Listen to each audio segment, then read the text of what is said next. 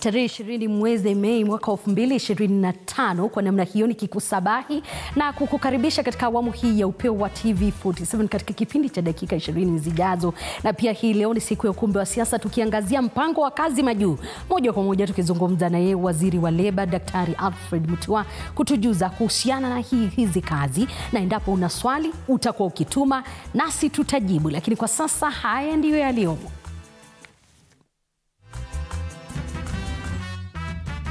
Baadhi ya taarifa tulizokuandalia katika Upeo wa TV47. Simama imara. Wasiwasi wazuka baada ya taarifa kuibuka kuwa taifa la Tanzania limemwachilia mwanaharakati Boniface Mwangi. Familia ya Mwangi yasema haijapata taarifa yoyote kuhusu alipo, na tutapigania haki zetu mchana na usiku. Gavana wa Trans Nzoia George Natembeya achiliwa kwa dhamana baada ya kufikishwa mahakamani kwa tuhuma za ufisadi, ila apewa marufuku ya kufika ofisini ya miezi 6. Kamati ya bunge ya bajeti yafichua kuwa Wakenya watalazimika kubeba mzigo wa shilingi trilioni 1 kama riba tu kwa deni la kitaifa kutokana na mipangilio mibovu ya serikali iliyopita. The previous regime engaged in wanton borrowing.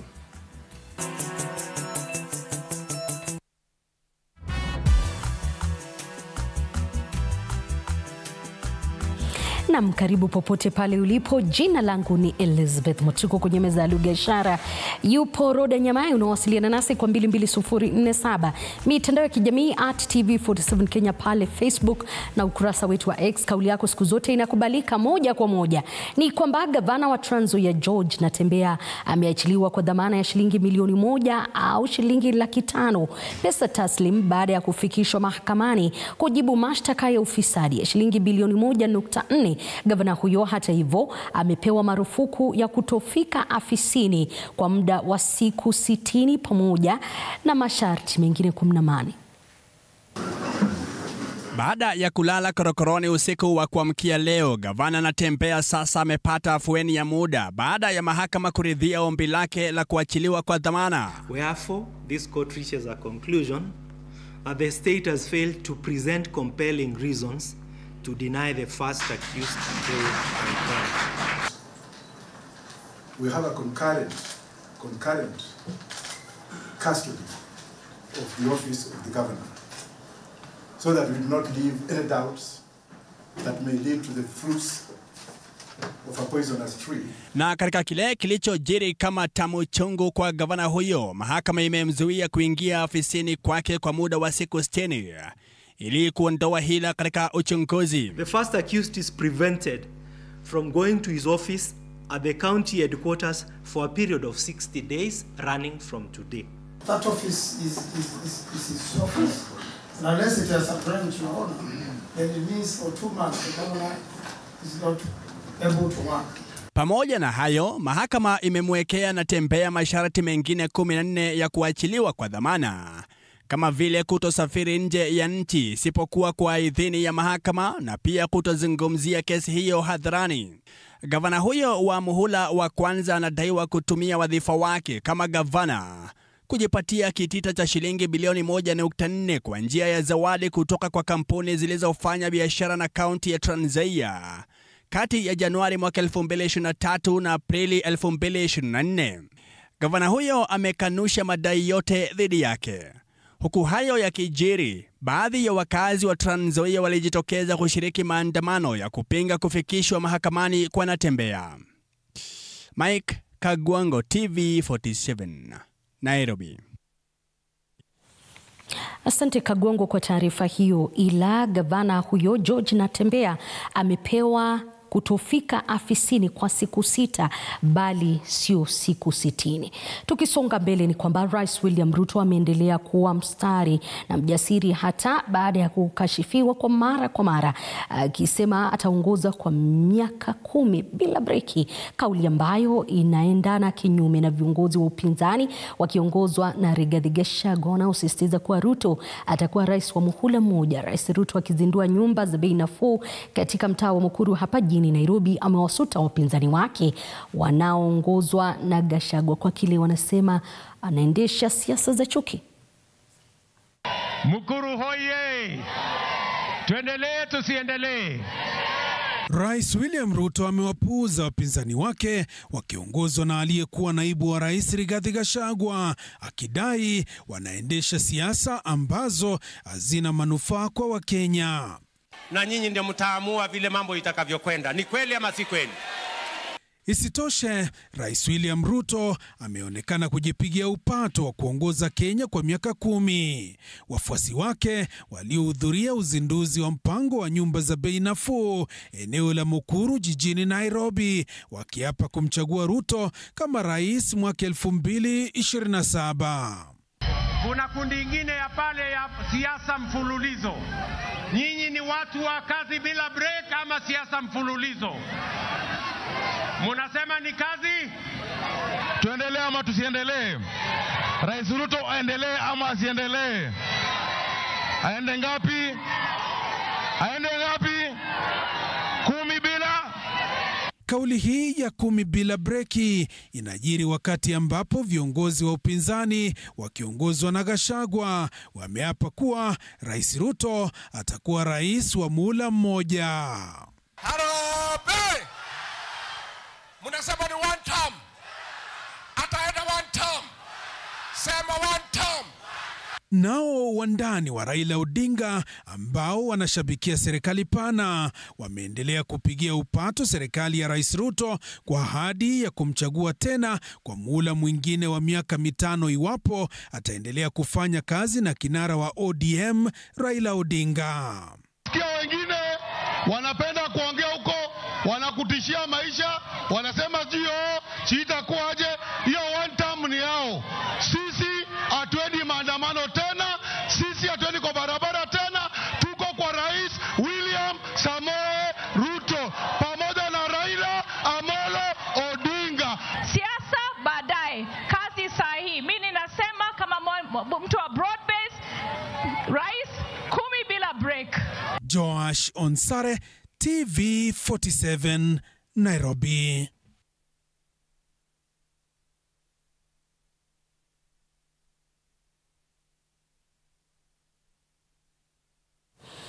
Bila shaka hiyo ni taarifa ambayo bado tunasalia ndani yake, na ni kwamba Rais William Ruto hii leo ameongoza hafla ya uzinduzi wa nyumba za bei nafuu katika eneo hilo la Mukuru kwa Njenga, ikiwa ni sehemu ya mpango wa makazi nafuu ya serikali katika awamu ya kwanza. Jumla ya nyumba 1080 zimekabidhiwa kwa wakazi, huku nyumba zaidi 13,000 zikiwa katika hatua ya ujenzi. Rais Ruto amesema kwa nyumba hizo ambazo zitakodishwa kwa shilingi 3,900 kila mwezi zitakabidhiwa kwa awamu, huku wakazi wakinufaika na miundombinu ya kijamii na ikiwemo shule, kliniki, maduka ya jumla, kuhakikisha kuwa jamii inapata mazingira bora zaidi ya kuishi. Mwanahabari wetu Ibak Saidi yupo katika eneo hilo na sasa tunaungana naye moja kwa moja kutujuza jinsi hali ilivyo na taswira kamili. Iwapo unanipata Ibak, utujuze yapi mengi ambayo ni mapya kutoka upande huo.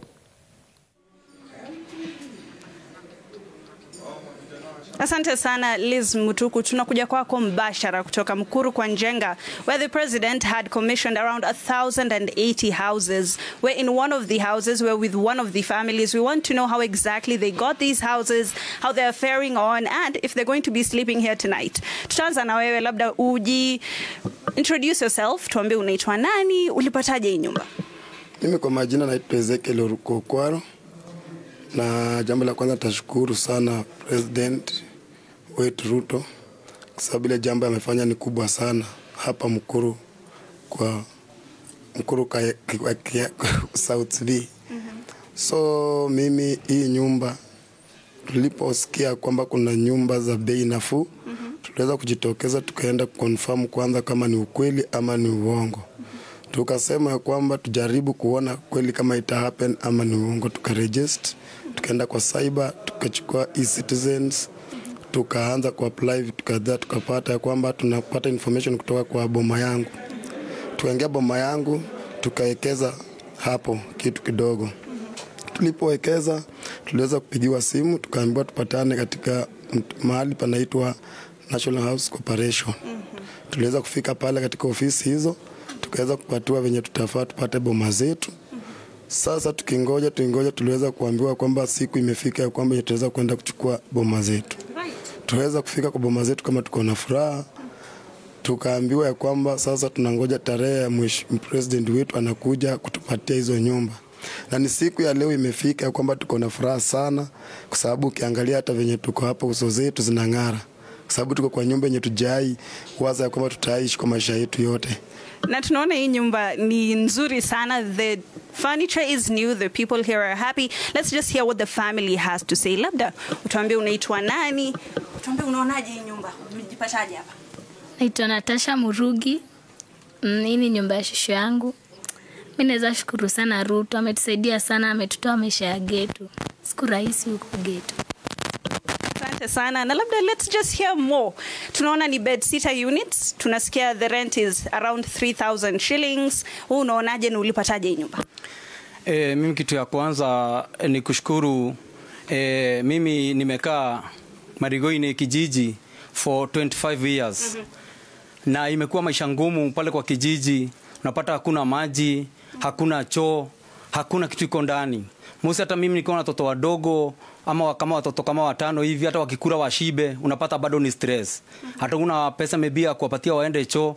So maisha ilikuwa ni ngumu, for kutupa nina karatasi mitaro.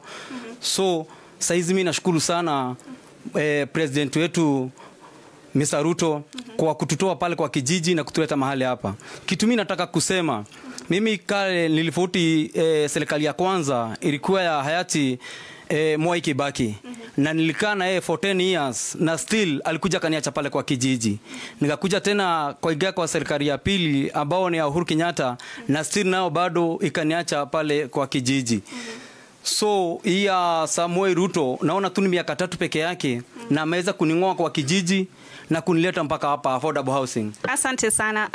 Tunaendelea kuangalia hizi nyumba. We want to see if they actually exist.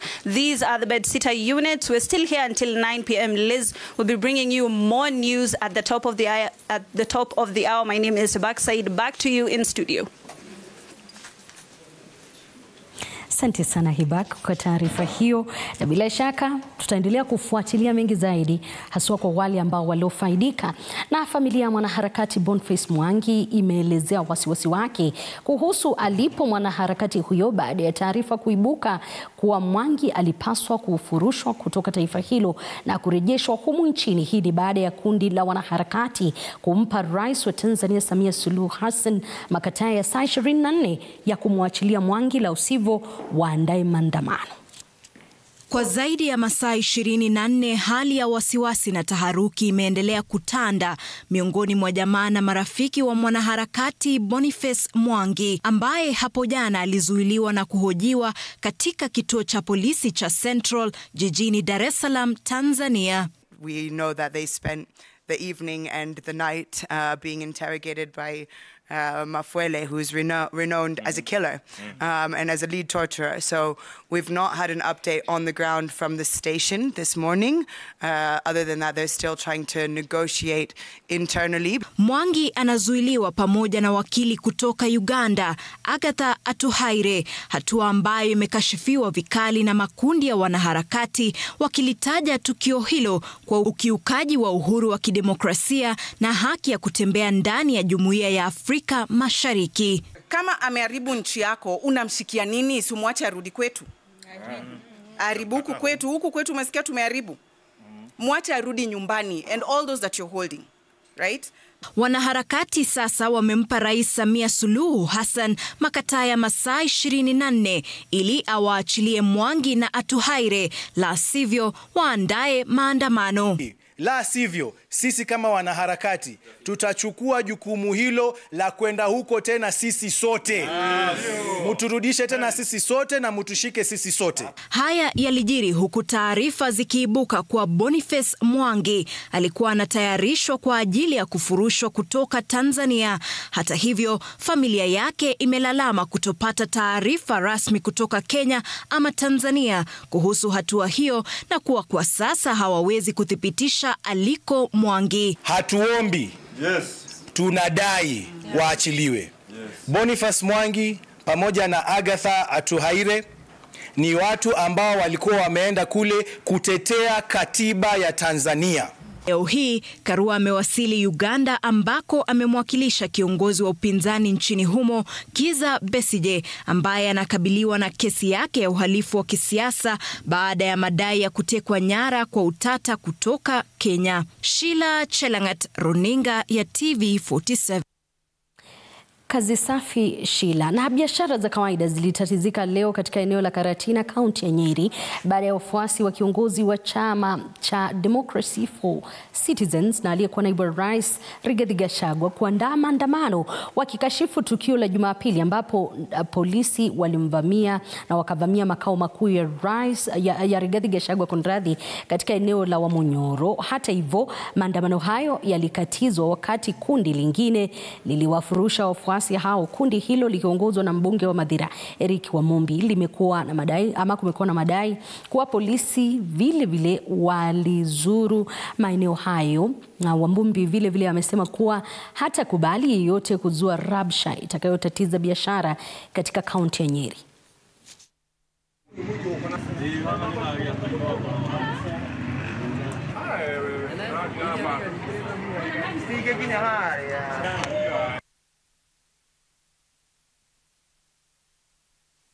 Nakasirika juu ya alisudua kiama. Kwani chama iko na nini? Wao wako serikalini, huyu hako serikalini, wanamuuliza nini? Tunasema Rigathi juu chini. Na siku ya leo tuko na husuni sana tukiona Rigiti yale anapitishwa kwa serikali, aliyoamka asubuhi na mapema akatuambia sisi tuende tukapigie William Samoei Ruto, na saa hii ndio wanamuhangaisha. Ndio maana tunasema ni one term. Sasa tunajiuliza kwa Gachagua wa Munyoro wanaenda kufanya aje nini kwa kumuhangaisha? That's why we are very angry. I heard the former deputy president saying that he was sent policemen at his home in Wamunyoro. That is a lie. There were no police officers. No single police officer who have been sent to Wamunyoro home. It is a lie. He just wants to incite the people. These people are busy working.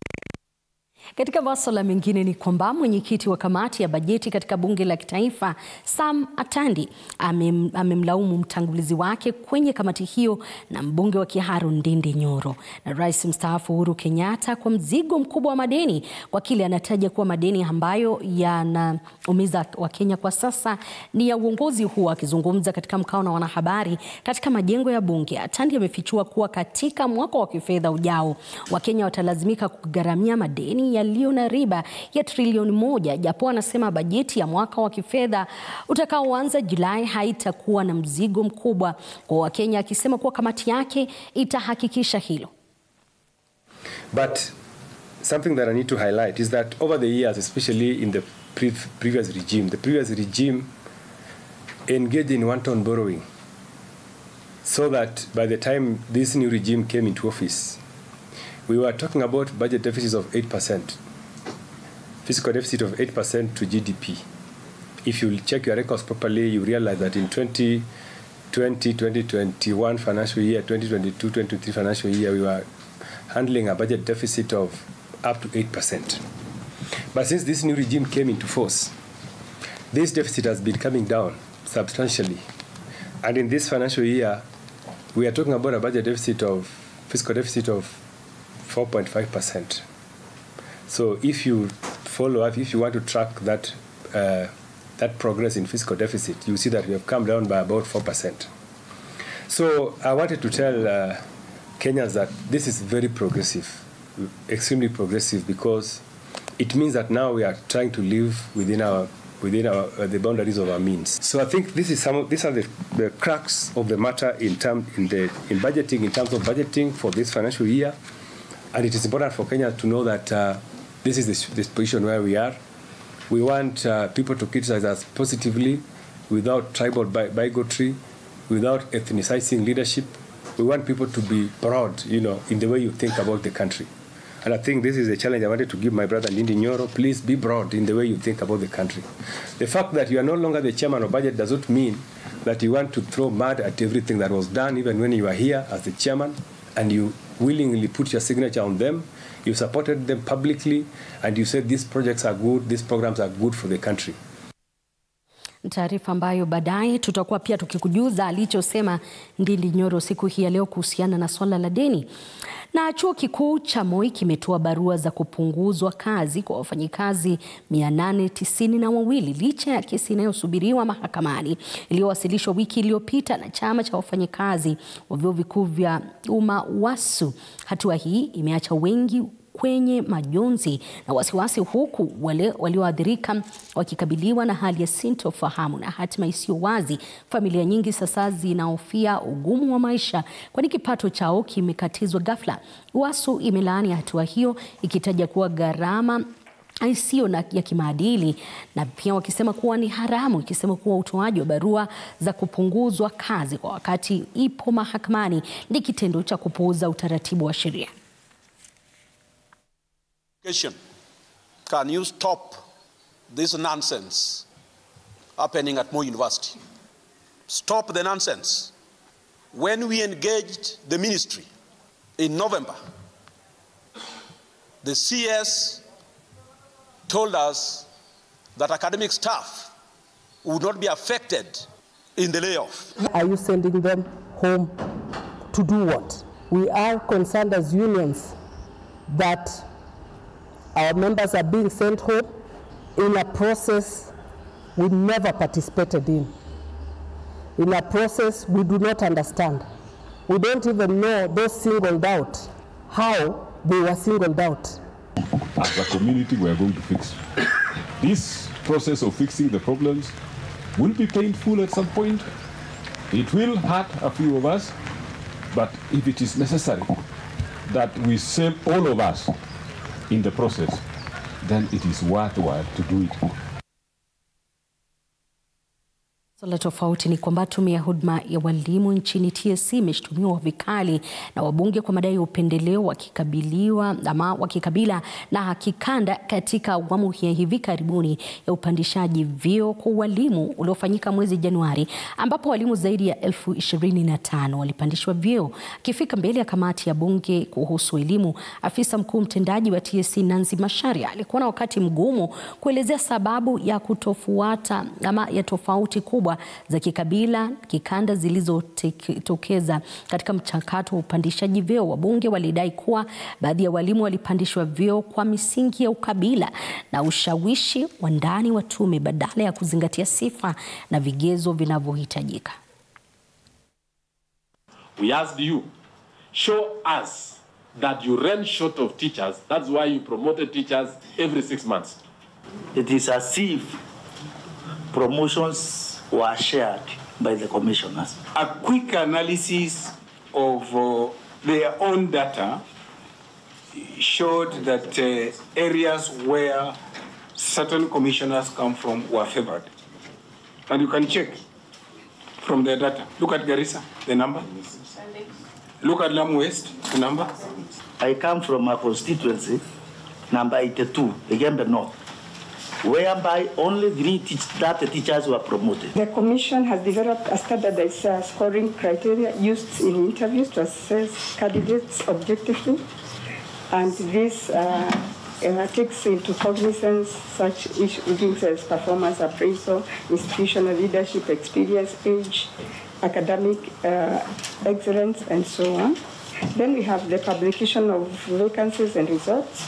These are announced publicly through the print media, TSC website, and so on.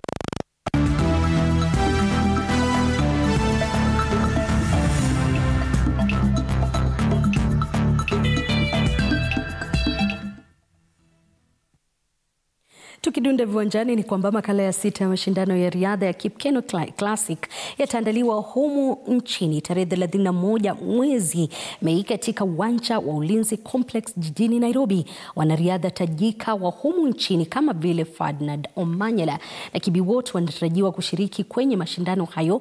Mashindano hayo yamepigwa jeki kwa shilingi milioni 60 na benki ya Absa. That first of March 2025, and by then we had an issue with the contractors because of non-payment of their certificates. After that, we have made payments to them, commitment to them, and right now they are almost doing their completions of what was expected. Essentially for Kasarani. Samahani kwa taarifa hiyo, ila tutakuwa tukirejelea hayo kuhusiana na masuala ya mashindano hayo ambayo yanatarajiwa kuandaliwa. Wachezaji wa soka kutoka kaunti ya Isiolo wameamrisha serikali kushughulikia hali ya viwanja vya soka katika hamaka kutoka eneo hilo.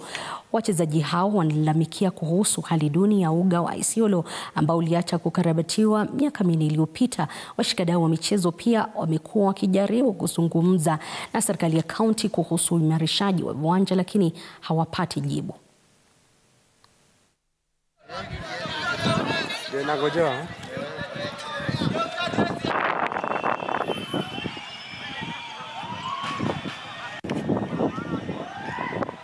Hawatupati jibu yote kutoka kwao. Sisi kitu tunaomba tu watutengenezee grao. Vijana sisi tunapotea hapa. Wanataka tuingie kwa madrugs, tutumie madawa, lakini sisi tumekataa. Sisi tunataka kucheza mpira, mtutengenezee grao. Mtutengenezee grao. Stadium. Ukiangalia makaunti zingine wote wameendelea. Kaunti zingine zote wameendelea. Sisi tu hapa mnataka kuteka hapa. Tuishi maisha ya zamani. Sisi tumekataa, tutaki kutumia madawa za kulevya.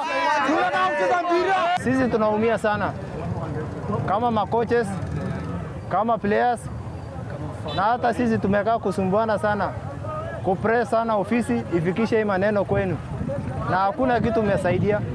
Mikutano mnasema mtafanya mkutano, mtujibu, hamtujibu. Sasa sisi hata ilikuwa tuanze kazi mapema, ni ofisi tu ndio FKM ndio imetuomba tutulie, lakini imefika mahali sasa ni lazima sasa tufanye kazi. Namna kamati ya michezo katika bunge la kitaifa imeibua shaka kuhusu Kenya kuandaa mashindano ya CHAN mwezi ujao ama mwezi wa Agosti mwaka huu. Kamati hiyo ikimhoji katibu mkuu wa michezo Elijah Mwangi mapema leo imebaini kuwa viwanja vilivyopangiwa kuandaa mashindano hayo ambazo ni pamoja na Nyayo, Kasarani havijakamilika, huku wakaguzi wa CAF wakitarajiwa kutoa humu nchini wiki ijayo. Mashindano hayo yalipangiwa kufanyika Februari mwezi huu mwaka huu kunradhi, lakini yalisogezwa hadi Agosti. March 2025. By then, we had an issue with the contractors because of non-payment of their certificates. After that, we have made payments to them, commitment to them, and right now they are almost doing their completions of what was expected. Essentially for Kasarani, what was outstanding is the VAR. We had the controls rooms, the media and the regs, and that's what they are working on right now. For Nyayo National Stadium, we have the Tantan track, which we are working on, and equally the control rooms. But for Kirigiti, just the playground that we need to change the grass there and the change unit.